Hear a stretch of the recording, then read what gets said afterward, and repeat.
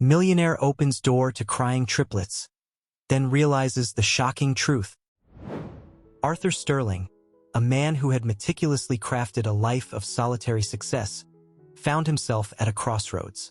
At 50, he was a titan of industry, a self-made millionaire whose name resonated in the upper echelons of society. His life was a carefully orchestrated symphony of board meetings, high-profile charity galas, and power lunches with influential figures. He resided in a sprawling mansion overlooking the Pacific Ocean, a testament to his relentless ambition and unwavering focus. Yet, behind the facade of success, Arthur harbored a deep-seated loneliness, a void that his wealth and accomplishments couldn't fill. He had never married, choosing to dedicate his life to building his empire. His parents were long gone, and his younger brother, estranged by years of differing paths and unvoiced resentments, was a distant memory. Arthur's world was one of calculated risks, strategic alliances, and carefully controlled emotions. He was a master of his domain, a man who had conquered the world of business but remained a stranger to the intricacies of human connection. One blustery November evening, as Arthur sat in his study, the flickering flames of the fireplace casting dancing shadows on the mahogany walls, a persistent knocking echoed through the mansion.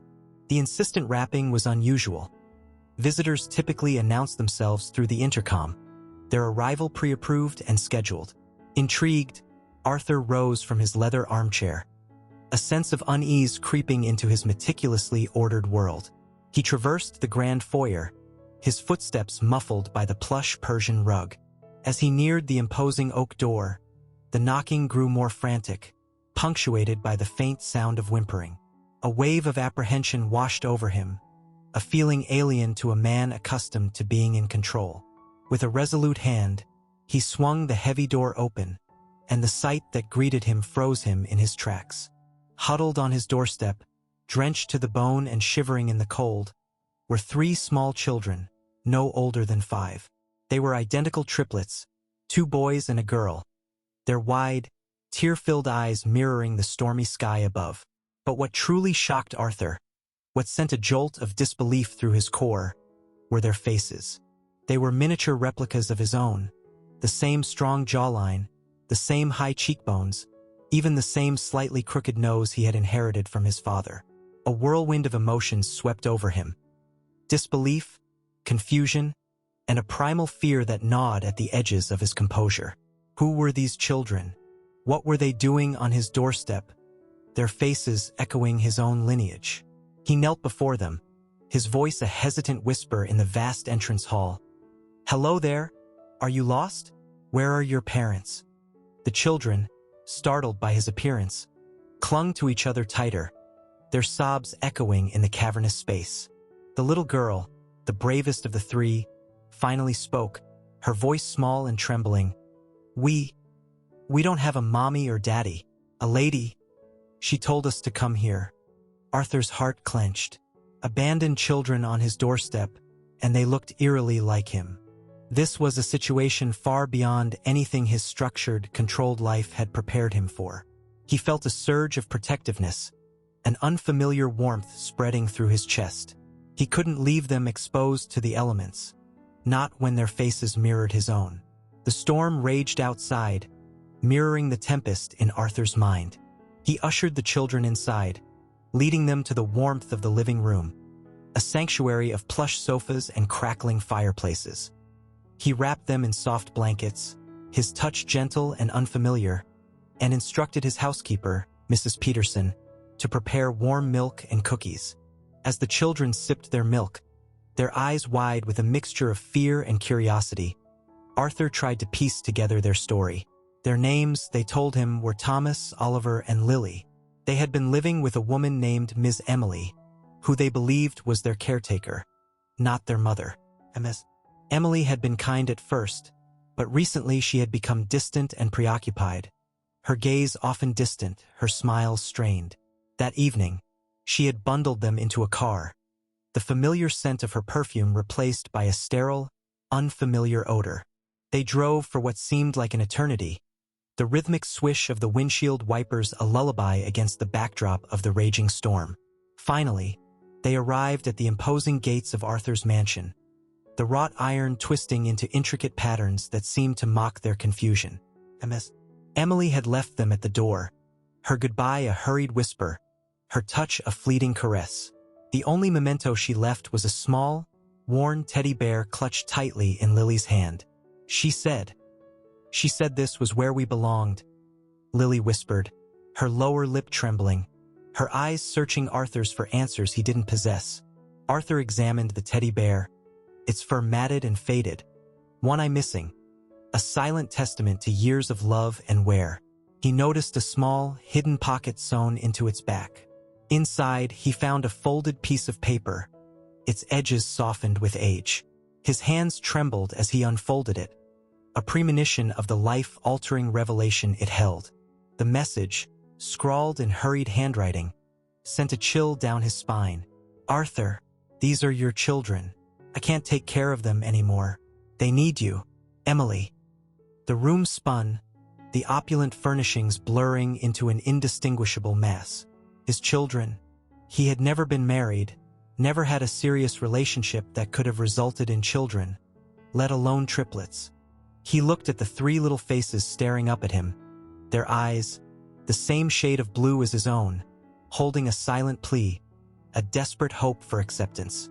He felt a surge of emotions he had never experienced before. Disbelief, confusion, and a strange, undeniable pull towards these children, these miniature versions of himself. He questioned them further, but their answers were fragmented, their memories shrouded in the mists of their young lives. They knew little about their past, about their mother, about the circumstances that led them to his doorstep. Ms. Emily had always been evasive about their origins, her answers vague, her stories shifting like sand. Arthur felt a growing sense of responsibility mixed with a deep-seated fear. He was a businessman, not a father. His life was meticulously planned, his schedule filled with appointments and obligations. How could he possibly raise 3 children, 3 innocent lives thrust into his world of spreadsheets and boardrooms? He paced the room, the Persian rug muffling his agitated steps, his mind racing. He had to get to the bottom of this. He had to find Emily, demand answers, unravel the mystery that had landed on his doorstep. He grabbed his phone, his fingers fumbling with the familiar buttons, and dialed the number she had occasionally used to contact him regarding some philanthropic donations he had made to the orphanage where she worked. The number was disconnected, the automated voice a mocking reminder of his unanswered questions. Frustration gnawed at him, a feeling alien to a man accustomed to having all the answers. He felt trapped, caught in a web of mystery with 3 innocent lives depending on him. He looked at the triplets, now fast asleep on the sofa, their cheeks flushed from the warmth of the fire, their breathing soft and rhythmic. He couldn't deny the connection he felt, the instinctive protectiveness that surged within him. He was their father, whether he was ready or not. The next morning, with the storm subsided and the sun casting a tentative glow over the Pacific, Arthur embarked on a quest to unravel the mystery of the triplets. His first stop was the orphanage where Emily had worked, a modest building nestled amidst the sprawling estates of the affluent neighborhood. The director, a kind, elderly woman with a gentle smile and eyes that held a lifetime of stories, was shocked and saddened to hear of Emily's sudden departure. She confirmed that Emily had been a dedicated caregiver, her compassion evident in her interactions with the children, her touch gentle, her voice soothing. However, she had resigned a few weeks ago without any explanation, leaving behind a void that was felt by both the staff and the children. The director had no knowledge of the triplets, no inkling of Emily's personal life beyond the walls of the orphanage. Arthur left with more questions than answers, the weight of the unknown heavy on his shoulders. He decided to hire a private investigator, a seasoned professional named Frank Davis, whose reputation preceded him. Frank, with his sharp eyes and a network of informants, was tasked with delving into Emily's background, tracing her steps, and locating her whereabouts. Arthur also arranged for a DNA test, a scientific confirmation of the paternity that his heart already acknowledged. While waiting for the results, he found himself slowly adapting to his new role as a guardian. a role he had never envisioned for himself. He hired a nanny, a cheerful woman named Maria, whose laughter filled the once silent hallways, whose warmth enveloped the children in a comforting embrace. He cleared out a wing of the mansion, transforming it into a vibrant nursery filled with toys and books, a kaleidoscope of colors replacing the sterile minimalism that had once defined his space. He spent his evenings reading bedtime stories, his voice, once accustomed to commanding boardrooms, now soft and soothing, weaving tales of faraway lands and magical creatures. His days, once filled with the rigid structure of business deals and strategic planning, were now punctuated by the laughter and chaos of 3 energetic toddlers. He discovered a joy he had never known existed, a warmth that spread through his chest, melting the ice that had encased his heart for so long. Thomas, the eldest by a few minutes, was a curious and adventurous spirit, always exploring his surroundings, his fingers tracing the intricate patterns of the wallpaper, his eyes wide with wonder at the world unfolding before him. Oliver, the quietest of the 3, was a sensitive soul with a love for music, his small fingers tapping out rhythms on any surface he could find, his voice humming melodies that echoed through the mansion. And Lily, the youngest, was a whirlwind of energy and affection, her smile capable of melting the iciest heart, her laughter a contagious melody that filled the once silent rooms.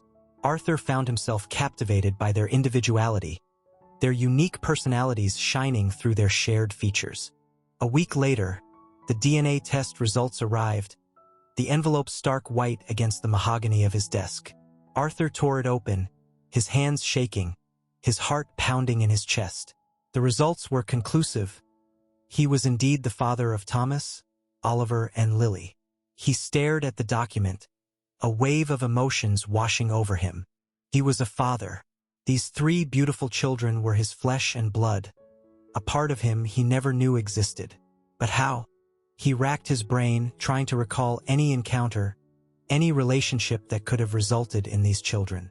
Then, a memory surfaced, a fleeting encounter from 15 years ago, a forgotten chapter in his life of ambition and control. He had attended a charity event in New York, a whirlwind of flashing cameras and superficial conversations. Amidst the sea of faces, he had met a captivating woman named Emily. Their connection was instant, their attraction undeniable. They had spent a passionate, whirlwind weekend together, a stolen moment of intimacy in his otherwise regimented life. Then he returned to his world in California, the memory of Emily fading into the background of his ambitious pursuits. Could this be the same Emily? The timeline seemed to fit. But why had she waited so long to reveal the existence of his children? And why had she abandoned them now, leaving them on his doorstep with nothing but a worn teddy bear and a cryptic note? Armed with this new information, Arthur instructed Frank Davis to focus his investigation on locating Emily in New York. He was determined to find her, to demand answers, to understand the motivations behind her actions, the silence that had spanned years. At the same time, he made a life-altering decision. He decided to embrace his newfound fatherhood fully, to cast aside the carefully constructed walls of his solitary existence and open his heart to the chaos and joy of family life. He announced to his colleagues and the press that he was taking a step back from his company, a temporary retreat from the helm of his empire to focus on his family. This sudden shift in priorities sent shockwaves through his company, the news reverberating through the financial world. Share prices dipped, and rumors swirled about his health, his ability to lead, his commitment to the empire he had built. His business partners, accustomed to his unwavering focus and dedication, expressed their concerns, their voices laced with a mixture of worry and disapproval. Some saw this as a sign of weakness, a distraction that could jeopardize the company's stability, the culmination of years of strategic planning and calculated risks. Arthur, however, remained unfazed. He had discovered something far more precious than wealth and success, something that filled the void in his life, something that gave him a sense of purpose he had never known before. He spent his days playing with his children, attending their preschool events, navigating the unfamiliar world of finger painting and playground politics. He learned the nuances of bedtime routines, the delicate art of negotiating with picky eaters, the soothing power of a bedtime story whispered in the darkness. He found himself changing, softening around the edges, the sharp lines of his ambition blurring into the gentle curves of fatherhood. The once stoic and reserved Arthur Sterling was now seen laughing with his children in the park, pushing them on swings, attending tea parties with stuffed animals, his laughter echoing through the manicured lawns. He was learning to be present, to savor the small moments, to appreciate the simple joys of family life, the wonder in a child's eyes, the warmth of a spontaneous hug, the unbridled joy of a shared laughter. His mansion, once a symbol of his solitary success, a monument to his individual achievements, was now filled with the sounds of children's laughter, the echoes of their playful voices chasing away the silence that had once reigned supreme. The sterile, minimalist decor gave way to colorful artwork, the walls adorned with the children's masterpieces, their vibrant creations a testament to their unbridled imaginations. The once silent hallways echoed with the pitter-patter of little feet, the rhythmic cadence a constant reminder of the life that now filled his world. However, his decision wasn't without its challenges. He struggled to balance his responsibilities as a CEO with his new role as a father, the demands of his company vying for his attention, the needs of his children tugging at his heartstrings. He missed important meetings, his mind preoccupied with his children's well-being, his thoughts drifting to their laughter, their smiles, their innocent questions. He fumbled through parent-teacher conferences, feeling out of his depth in the world of preschool politics, the intricacies of childhood friendships and playground dynamics a foreign language to him. He grappled with the guilt of not being the father he should have been for the past 5 years, the years stolen by Emily's silence, the years he could have spent watching them grow, nurturing their development, sharing their laughter.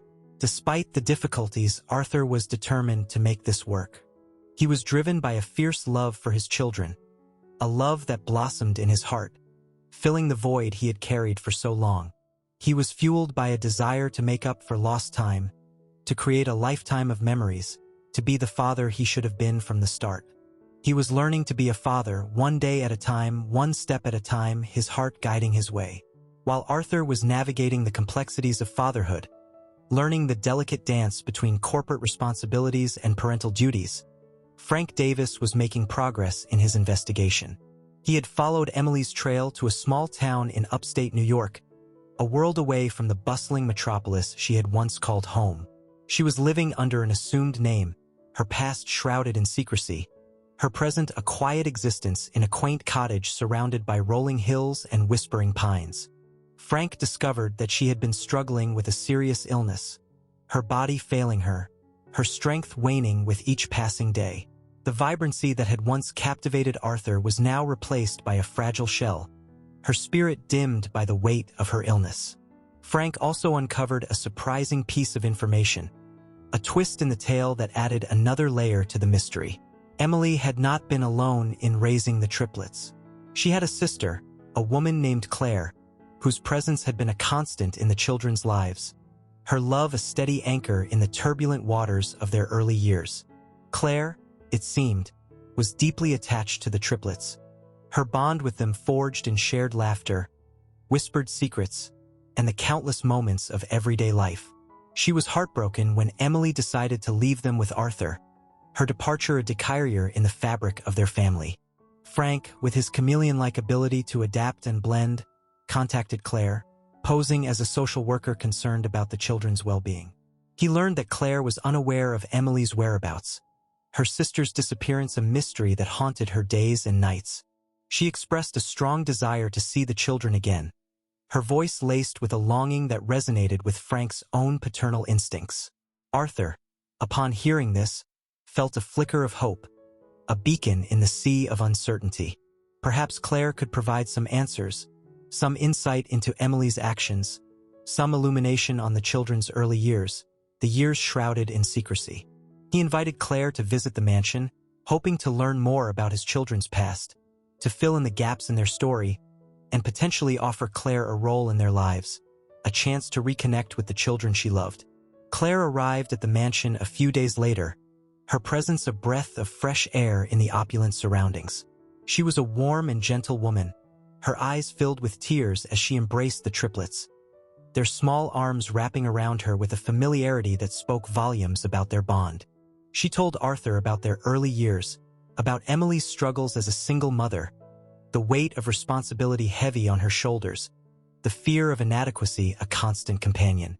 She spoke of her own deep affection for the children, the maternal instinct that had blossomed within her, the love that had grown with each passing day. She explained that Emily had always intended to reunite the children with Arthur, to bridge the gap created by her silence, to give them the father they deserved. However, fear had held her back, the fear of rejection, the fear of disrupting his life, the fear of his judgment. Her illness, however, had forced her hand, the urgency of her situation overriding her fears. Claire's presence brought a sense of stability and familiarity to the children, a link to their past, a reminder of the love that had surrounded them before their arrival at the mansion. They clung to her, reveling in her love and attention, their laughter filling the rooms with a warmth that had been missing. Arthur observed their interactions, touched by the bond they shared, the unspoken language of love and familiarity that flowed between them. He realized that Claire could be a valuable presence in their lives, a link to their past, a source of support for him as he navigated the uncharted waters of fatherhood. As the weeks turned into months, Arthur's bond with his children deepened, the roots of their connection growing stronger with each passing day. He learned their individual personalities, the nuances that set them apart, the unique spark that ignited their souls. He learned that Thomas, with his boundless energy and inquisitive mind, was a budding scientist, his curiosity leading him on endless explorations of the natural world. Oliver, the quiet observer, the sensitive soul, found solace in music, his fingers dancing across the piano keys, his melodies weaving tales of emotions too deep for words. And Lily, the whirlwind of affection, the little girl with a smile that could light up a room, possessed an innate empathy, her heart open to the world, her kindness radiating outwards. Arthur delighted in their milestones, the first faltering steps, the first words spoken with a lisp, the first scribbled drawings that adorned the refrigerator door, each a masterpiece in his eyes. He found himself captivated by their world, the innocence of their perspective, the wonder in their eyes, the unbridled joy in their laughter. He also developed a close relationship with Claire, their connection deepening with each shared moment, each whispered confidence, each shared smile. She became a regular visitor at the mansion, her presence a calming influence, her laughter a welcome melody in the once sterile environment. She often stayed for weeks at a time, her help invaluable as Arthur juggled his responsibilities as a CEO and a newfound father. Arthur found himself confiding in her, sharing his anxieties and insecurities about fatherhood, the fear of inadequacy, the weight of responsibility. Claire, in turn, offered him guidance and reassurance, drawing on her own experiences with the triplets, her wisdom born from years of nurturing and love. Their relationship evolved beyond that of a guardian and a caregiver, their connection transcending the circumstances that brought them together. They found themselves sharing meals, lingering over candlelit dinners, discussing books, their conversations weaving a tapestry of shared interests and intellectual curiosity. They took long walks along the beach with the children, the sand soft beneath their feet, the waves whispering secrets to the shore. Arthur was drawn to Claire's warmth, her compassion, her unwavering dedication to the triplets. He admired her strength and resilience in the face of her own personal struggles, the loss of her sister, the uncertainty of her future. He found solace in her presence, a sense of peace he had never known before. One evening, as they sat by the fire, the flames casting a warm glow on their faces, the children tucked into bed, their dreams filled with adventures and laughter, Arthur confessed his feelings for Claire. He told her how much he valued her presence in his life, how much he admired her strength and kindness, how her laughter filled the silence that had once defined his world. Claire, her eyes shimmering with tears, admitted that she had also developed feelings for him, her heart drawn to his strength, his vulnerability, his newfound dedication to his children. Their first kiss was tentative, filled with a mixture of hope and trepidation, a hesitant exploration of a love that had blossomed amidst the chaos and uncertainty. They were both cautious, aware of the complexities of their situation, the shadows of the past lingering in the corners of their hearts. Arthur was still grappling with the sudden changes in his life, the upheaval of his carefully constructed world, the weight of his newfound responsibilities. Claire was still grieving the loss of her sister, the pain of her absence a constant ache in her heart. Despite their reservations, their love blossomed, nurtured by shared moments, whispered confidences, and the growing bond between them and the children. They found solace in each other's company, a shared understanding that transcended their individual circumstances. Arthur, for the first time in his life, felt truly seen and understood, his heart open to the vulnerability of love. Claire, in turn, found a sense of belonging and stability in Arthur's arms, a safe haven amidst the storms of life. Their relationship brought a new dimension to the family dynamic, a warmth that radiated outwards, enveloping the children in its embrace. The mansion, once a symbol of Arthur's solitary success, was now a home filled with love, laughter, and the promise of a future together. Just as Arthur's life seemed to be falling into place, the pieces of the puzzle fitting together to form a picture of love and family, a storm brewed on the horizon, threatening to disrupt the newfound peace.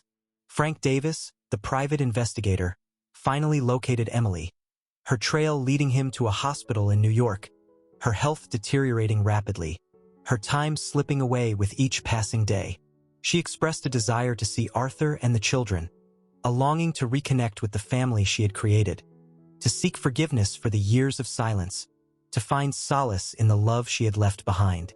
Arthur was torn, his emotions a tangled web of conflicting desires. He wanted answers, he wanted to confront Emily about her actions, to understand the motivations behind her choices, the reasons for her silence. But he also felt a sense of compassion for the woman who had given him his children, the woman whose love, however flawed, had brought these precious lives into the world. He decided to fly to New York, taking Claire and the triplets with him, a journey into the past, a confrontation with the secrets that had shaped their lives. The reunion at the hospital was emotionally charged, the air thick with unspoken words, with years of regret and longing. Emily, frail and weak, her voice a mere whisper, apologized for her past actions, her eyes filled with remorse. She explained that she had been young and scared when she discovered she was pregnant, the weight of responsibility overwhelming her, the fear of inadequacy consuming her. She had felt overwhelmed by the prospect of raising 3 children alone, the financial burden, the emotional toll, the fear of failing them. She had made the difficult decision to leave them with Arthur, believing that he could provide them with the life she couldn't, the stability and security she craved for them. She expressed her regret for not contacting him sooner, for not allowing him to be a part of their lives, for robbing him of the joy of watching them grow, of sharing their milestones. She thanked him for taking care of them, for giving them a loving home, for being the father she couldn't be. Then, she revealed a secret, a truth that shook Arthur to his core, a revelation that shattered the foundations of his understanding. "There's something you need to know about the children," she whispered, her voice barely audible, her eyes searching his for a reaction she couldn't predict. They were conceived through in vitro fertilization. You donated sperm to a clinic years ago. Anonymously. I used your donation." Arthur was stunned, the words echoing in his mind, their implications reverberating through his being. He had never considered the possibility that he might have other children out there, other lives touched by his genetic legacy. He had donated sperm in his youth, a selfless act, a fleeting decision made in a moment of altruism, a chapter long forgotten in the annals of his life. Now he was faced with the realization that his family might be larger than he had ever imagined, that there might be other children out there, other faces bearing his features, other souls connected to him by the invisible threads of DNA. Emily's revelation left Arthur reeling, his mind a whirlwind of emotions. He felt shock, confusion, and a strange sense of responsibility towards these unknown offspring, these phantom children who existed only in the realm of possibility. He left the hospital with a heavy heart, his mind grappling with the implications of Emily's confession, the weight of her secret a burden he now carried.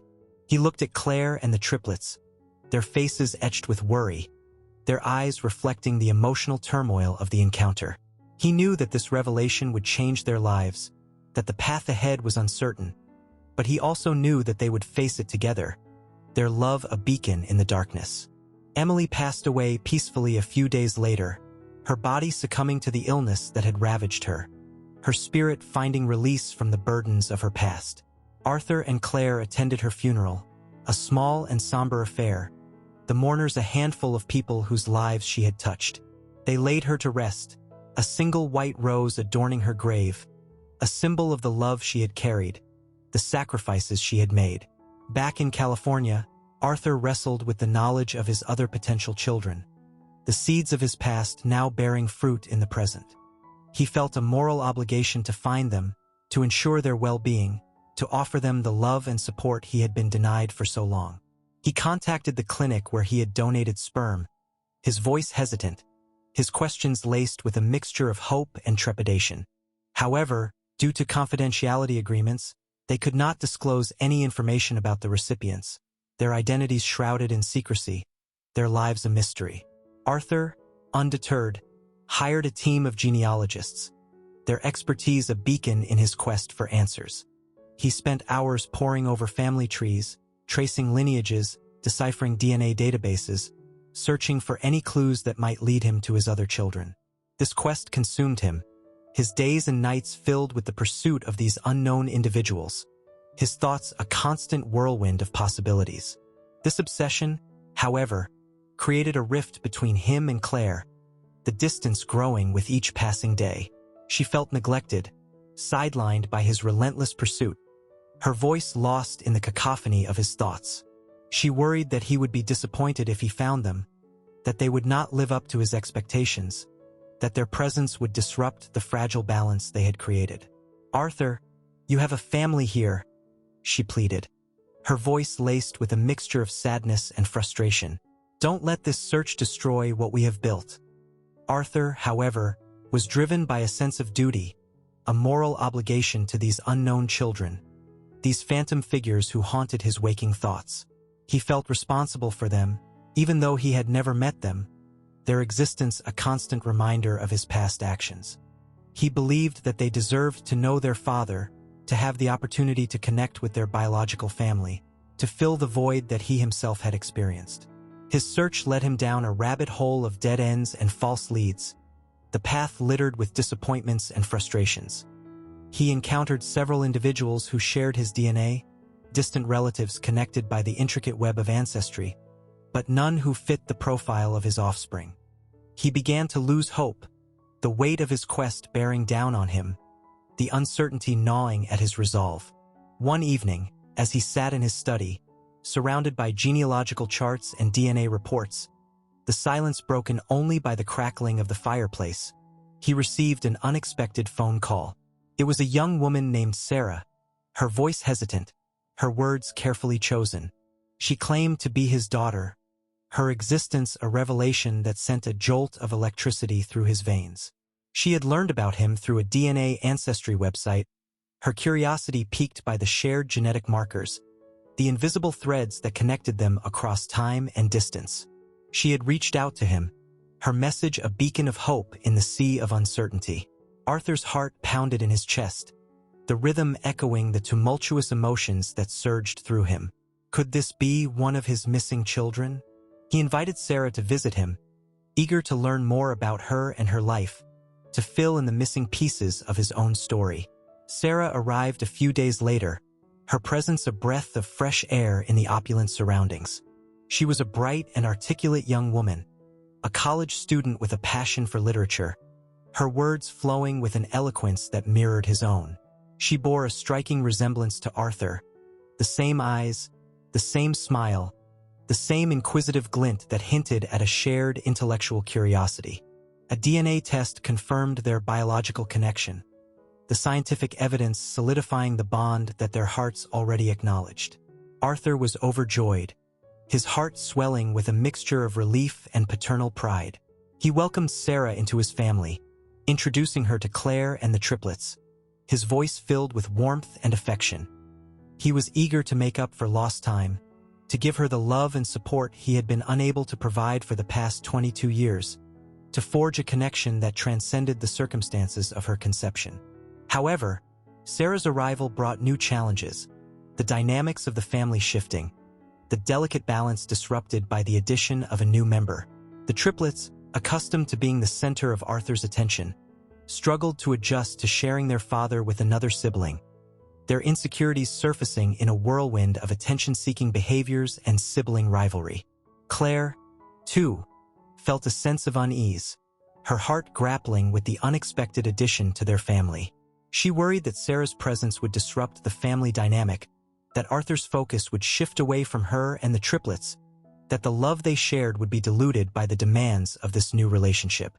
She struggled with feelings of jealousy and insecurity, her fears whispering doubts in her ear, despite her efforts to welcome Sarah into their home. Arthur found himself caught in the middle, trying to balance his newfound relationship with Sarah with his responsibilities to Claire and the triplets, his heart torn between the demands of his past and the promises of his present. He reassured Claire of his love and commitment, his words a balm to her wounded heart, his actions a testament to his unwavering devotion. He also made an effort to include Sarah in family activities, to create special moments with her, to forge a bond that would withstand the test of time.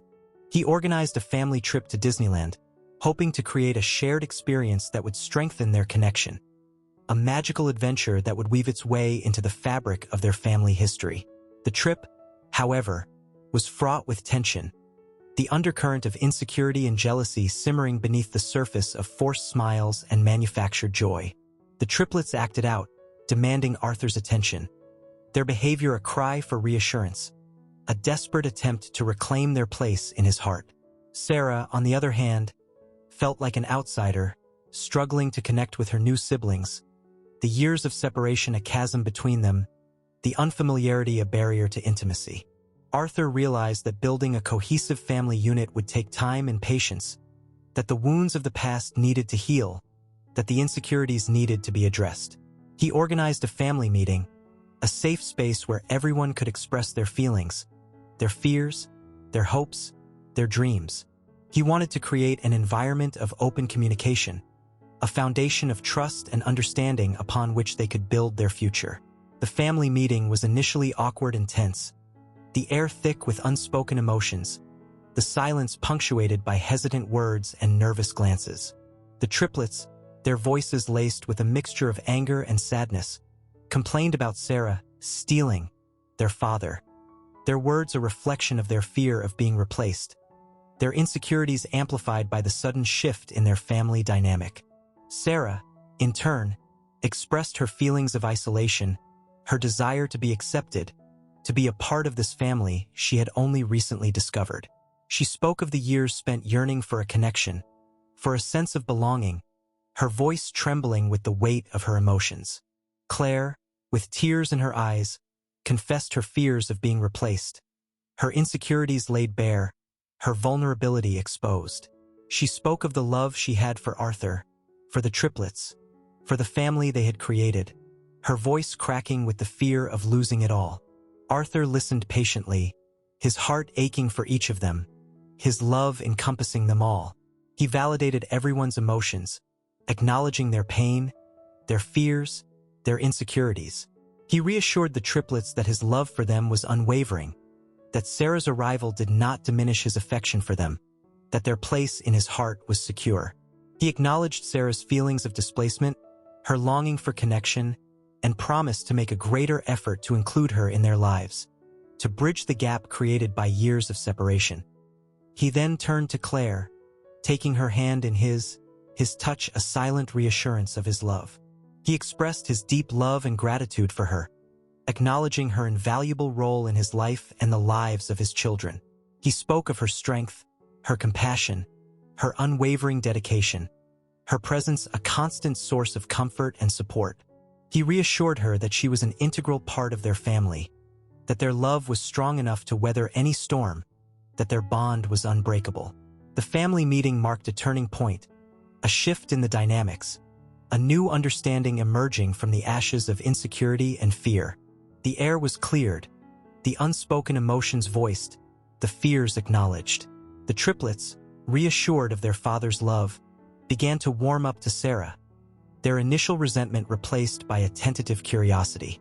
They invited her to join their games, sharing their toys and secrets, their laughter echoing through the house, a symphony of sibling camaraderie.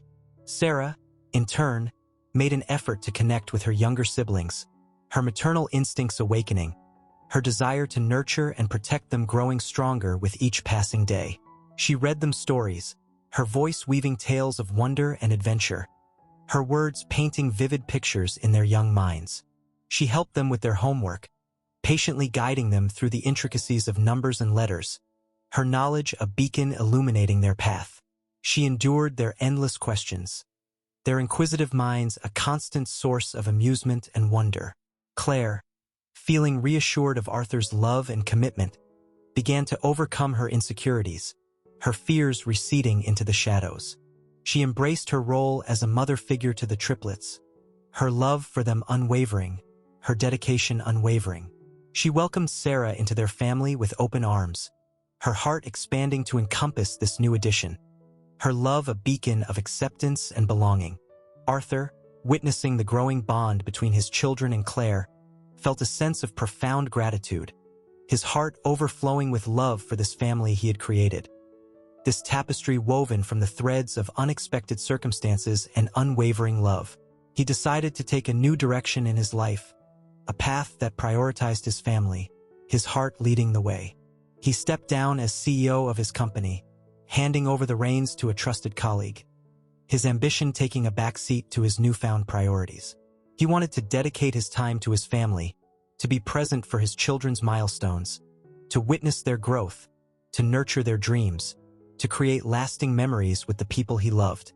He enrolled the triplets in a local school, their laughter filling the hallways, their presence a breath of fresh air in the structured environment. He became involved in community activities, his presence felt beyond the walls of his home, his influence extending into the lives of those around him. He embraced a simpler life, one filled with family dinners around the kitchen table, the conversations a tapestry of shared experiences and childish wonder. He organized backyard barbecues, the aroma of grilling meat mingling with the laughter of children, the warmth of the sun a reflection of the love that filled their hearts. He took impromptu trips to the beach, the sand their playground, the waves their accomplice in endless games of chase and laughter. He found fulfillment in watching his children grow, their personalities blossoming, their talents unfolding like petals in the sun. He nurtured their dreams, his encouragement a gentle breeze guiding their flight, his support a steady hand holding them through the turbulence of adolescence. He supported their aspirations, his belief in them unwavering, his pride in their achievements a constant source of joy. Arthur's journey had transformed him. The man he was now a far cry from the solitary figure who had once ruled his empire with an iron fist. The once driven and ambitious businessman had discovered the true meaning of life in the love of his family, the warmth of their embrace melting the ice that had encased his heart. He had learned to prioritize relationships over material success, the pursuit of wealth and power replaced by the pursuit of connection and love. He had learned to value the simple joys of family life, the laughter of children, the shared meals, the quiet moments of intimacy, the unbreakable bonds forged in the crucible of shared experiences.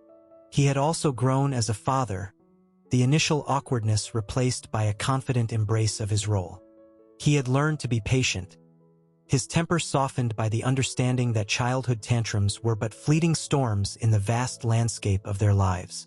He had learned to listen, his ears attuned to the nuances of their voices, the unspoken words that spoke volumes.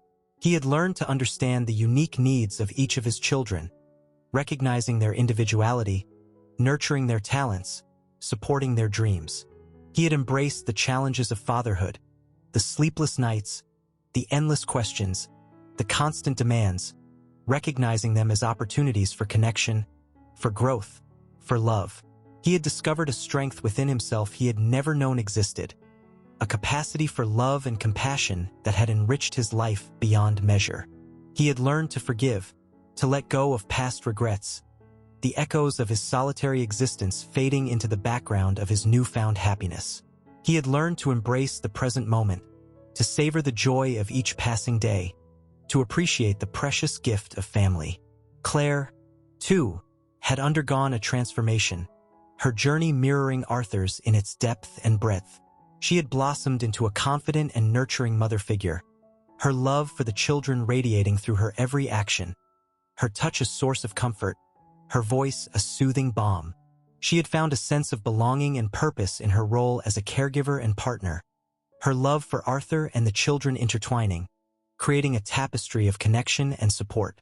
She had embraced the challenges of motherhood, the sleepless nights, the sibling squabbles, the endless laundry, finding joy in the chaos, fulfillment in the love that surrounded her. Sarah had found a family she had never known she was missing, a connection that filled the void in her heart, a sense of belonging that had eluded her for so long. She had embraced her new siblings, finding joy in their youthful energy and unconditional love, their presence a constant source of amusement and wonder. She had discovered a father who cherished her, a man who had opened his heart and home to her, his love a beacon guiding her path.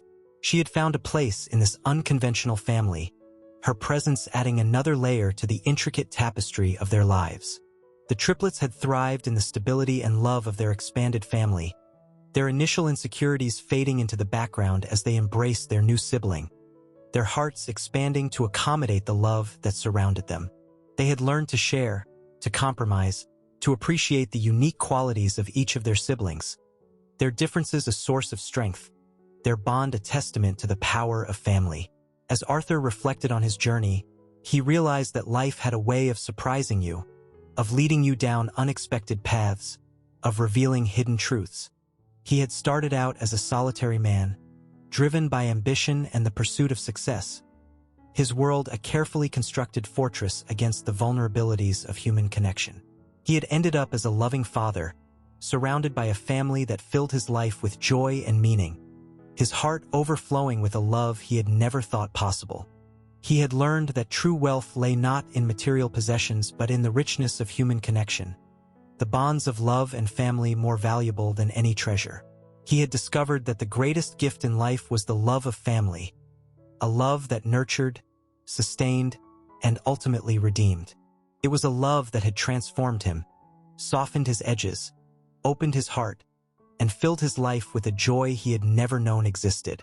Years passed, the seasons changing, the leaves turning from vibrant hues to muted browns, then back again in an endless cycle of renewal.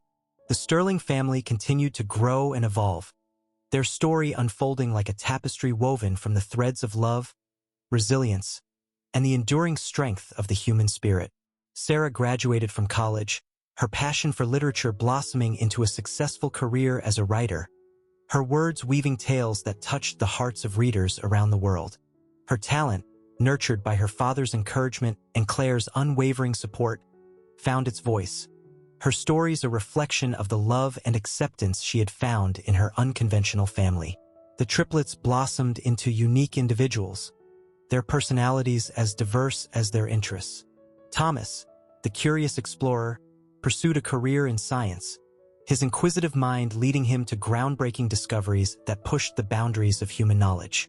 Oliver, the sensitive soul, became a renowned musician, his melodies weaving a tapestry of emotions that resonated with audiences worldwide. And Lily, the empathetic caregiver, followed her heart into the medical field, her compassion and kindness a beacon of hope for her patients. Each pursued their own passions and dreams, their paths diverging yet intertwined, their bond as siblings a constant source of support and encouragement. Arthur and Claire remained deeply in love, their bond strengthened by the shared joys and challenges of raising a family, their love a testament to the enduring power of connection and understanding. Their home remained a haven of warmth and laughter, the walls echoing with the sounds of family life, the aroma of home-cooked meals filling the air, the laughter of children a constant melody. Arthur never forgot Emily, the woman who had given him the greatest gift of all, the woman whose choices, however flawed, had led him to this unexpected happiness. He often visited her grave, a quiet pilgrimage of gratitude and remembrance. He shared stories of their children's achievements, his voice filled with pride and affection, his words a tribute to the woman who had brought them into the world. He also continued to support the orphanage where Emily had worked, his donations a legacy of her compassion, a testament to her dedication to children in need. He ensured that other children, abandoned and forgotten, would receive the care and love they deserved, their lives touched by the ripple effect of Emily's kindness. Arthur's story is a testament to the transformative power of family, a reminder that life's greatest treasures are often found in unexpected places, that love can blossom in the most unlikely circumstances. It is a story about second chances, about forgiveness, about the enduring strength of the human spirit, about the ability to embrace the unexpected and find joy in the journey. It is a story that celebrates the beauty of family in all its diverse and evolving forms, a testament to the power of love to heal, to connect, to redeem. It is a story that reminds us that family is not defined by blood ties alone, but by the bonds of love, loyalty, and shared experiences that weave a tapestry of connection, a testament to the enduring strength of the human spirit.